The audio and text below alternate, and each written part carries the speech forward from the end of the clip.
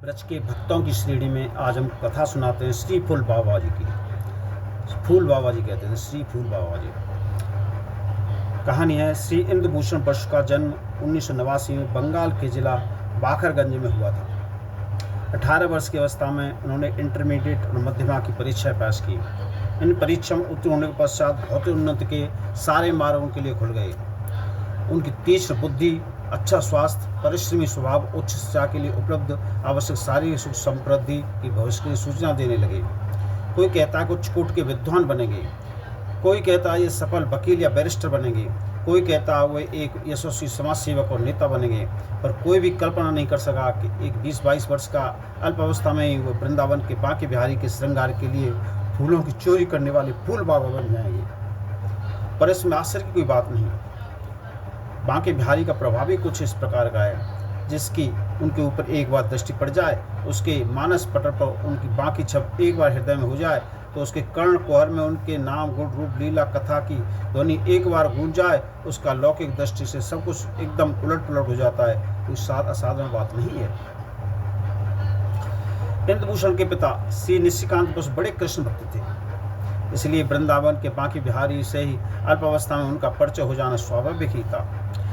जब से उनका परिचय प्राप्त हुआ, तभी से उन्होंने प्रतीत होने लगा कि उनके यथार्थ बंधु, आत्मीय स्वजन वे ही हैं। उनका धाम ही उनका धाम है, उनकी सेवा ही अपना धर्म है। जैसे जैसे विद्यार्थी जीवन के कुछ दिन व्यतीत कर 20 वर्ष की अवस्था में हुए, कलकत्ते के नगेंद्र मठ के विष्णु स्वामी संप्रदाय के संत श्रीयुत ध्यान प्रकाश जी महाराज से गोपाल मंत्री दीक्षा लेकर ब्रज में चले गए। गुरुदेव के नाम रखा गया श्री ज्योति प्रकाश दास। पर ब्रज के वे फूल बाबा के नाम से पुकारे जाने लगे, क्योंकि सेठों के बगीचों से बिहारी जी के श्रृंगार के लिए फूल चुरा कर लाना ही उनका मुख्य सेवा था और भजन था, इसलिए उनका नाम भी फूल बाबा जी पड़ गया। पर बांके बिहारी की फूल सेवा उन्हें ब्रज में आते ही नहीं मिल गई। बांके बिहारी की सेवा का रास्ता इतना सहज और सीधा थोड़े ही है, वह भी बांके बिहारी की तरह कुछ टेढ़ा बांका ही है। ब्रज में आकर श्री बाबा कुछ दिन वृंदावन में रहे, फिर सीधे नंदगांव चले गए। यह जानकर के नंदगांव में नंदलाला का निज घर है, वहाँ सखाओं के साथ खेलते कूदते या गौचरण के लिए नंद भवन से आते जाते उनके दर्शन सहज में हो सकेंगे, पर वहाँ कहीं भी उनके दर्शन नहीं हुए। जब खोज खोज कर हार गए तो उन्होंने प्राण त्यागने का निश्चय कर लिया। सात महात्माओं के समझाने पर भी अनशन नहीं छोड़ा। तब एक दिन बांके बिहारी ने स्वप्न में दर्शन देकर कहा, मेरा दर्शन हट से नहीं प्रेम से होता है, कल यहाँ से उत्तर दिशा में चले जाना। श्री बांके बिहारी जी ने अपना रास्ता आप ही बता दिया। नंदगांव से उत्तर दिशा में बरसाना है। नंदगांव का प्रगत रास्ता बरसाना होकर ही है। बरसाना नंदलाल की हृदय शक्ति प्रेम स्वरूपी राधा रानी का स्थान है। नंदलाल सब प्रकार से प्रेम के अधीन है, इसलिए प्रेम की अधिष्ठात्री देवी राधा रानी के अधीन है। उनके संकेत के बिना कुछ भी नहीं कर सकने में लाचार हैं। उनकी कृपा प्राप्त करने के लिए राधा रानी की कृपा प्राप्त करना अनिवार्य है। बाबा ब्रसुनंदिनी का स्मरण करते हुए अपने बरसाने की ओर चल दिए। जैसे सिंह द्वार पर पहुंचे, उन्होंने देखा कि एक व्यक्ति उनके लिए राधा रानी के साथ का ताल लेकर वहाँ खड़ा हुआ है। राधा रानी को इस रूप में बाबा का स्वागत करना ही था, क्योंकि उन्हें स्वयं नंदलाला ने अपने शरण आने के लिए प्रेरित किया था। राधा रानी का दिव्य प्रसाद प्राप्त कर उन्होंने अपना कई दिनों से चला आ रहा अनशन समाप्त कर दिया। उस प्रसाद को प्राप्त कर उन्होंने एक नया बल, नई स्फूर्ति प्राप्त हुई। उन्हें लगा कि करुणामयी राधा रानी की शरण में जाते ही उन्होंने अपना करुणा निवारित उनके ऊपर उड़ेल दिया है। वे इस प्रकार उनके करुणावार से अभिषिक्त तो भाव में दिन रात डूबे रहते, बरसाने के निर्जन और सुरम्य सांकरी खोर में भजन करने लगे। वे हर समय भाव समाधि में डूबे रहते। उनके आहार आदि की चिंता स्वयं राधा रानी को करनी पड़ती। वो कभी किसी को प्रेरणा देकर प्रसाद उनके पास पहुंचा दिया करती थी। कभी कभी तो वो स्वयं ही ब्रजवासी बालिका के रूप में खाने की सामग्री लेकर उनके पास उपस्थित हो जाती थी। इतनी ही करुणामयी राधा रानी को इस प्रकार कष्ट करते देख उन्होंने मदकुरी के लिए जाना आरंभ कर दिया। देखा राधा रानी परेशान होती तो उन्होंने खुद मदकुरी भक्तों के यहाँ जाना शुरू कर दिया। कुछ दिन सांकरी खोर में भजन करते और राधा रानी की अनुपम कृपा का अनुभव करते हुए बीत गए, तो उन्हें बांके बिहारी की याद फिर उद्वेलित करने लगी। वे राधा रानी की कृपा आशीर्वाद लेकर वृंदावन पहुंचे।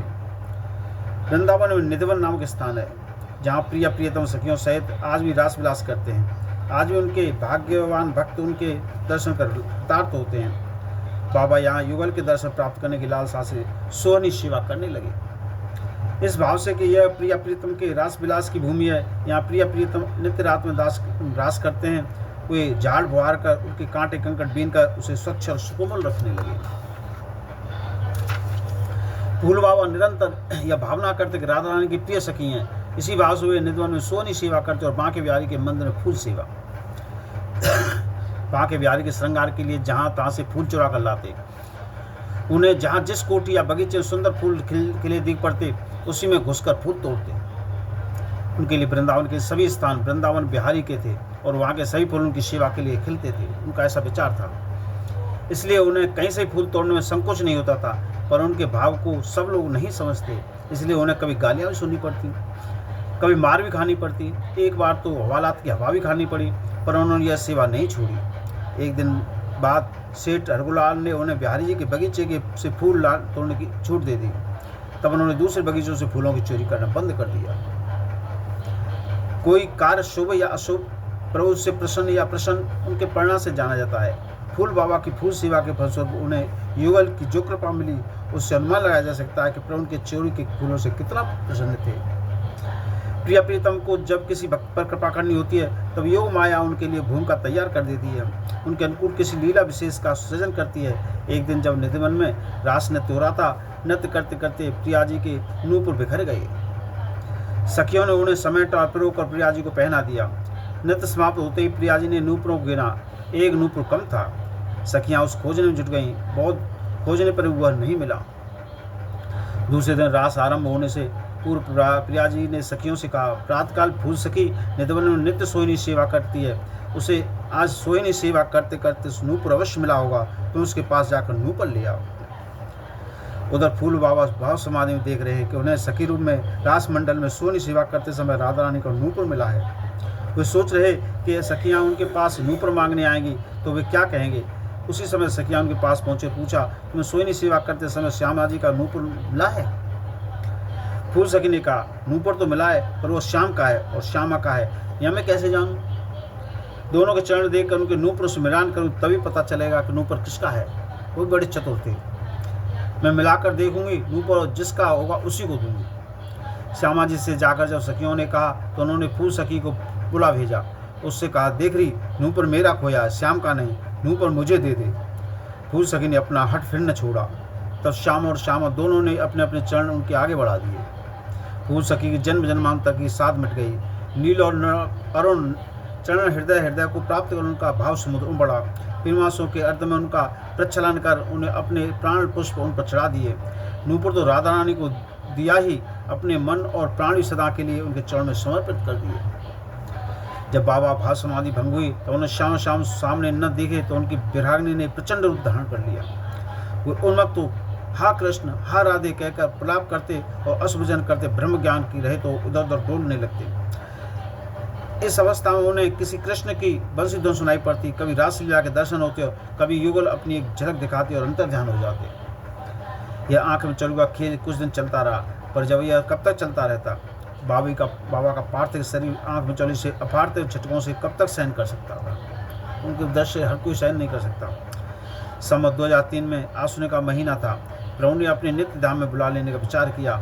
उन्हें थोड़ा ज्वर हुआ, उसके साथ साथ उन्हें आभास हुआ कि प्रभु अपने निकट बुला रहे हैं, वो व्यग्र हो रहे हैं। उन्होंने शिवा को ज्ञान गुदरी की रज मंगवाकर बिहारी जी के बगीचे से अपने लूटने के लिए रज की सैया बनवाई।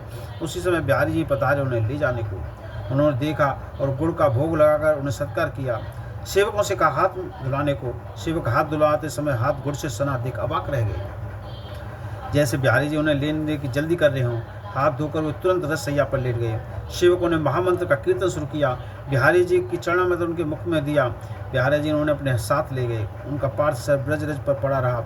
अपार्थिव सिद्ध देह नित्य लीला प्रवेश कर गया। बाबा की फूलों की चोरी का यह परिणाम। यहाँ कारागार, वहाँ मुक्ति और नित्य लीला का सुख अपार अंतर है व्यवहार और परमार्थ में। ऐसे थे फूल बाबा ब्रज के।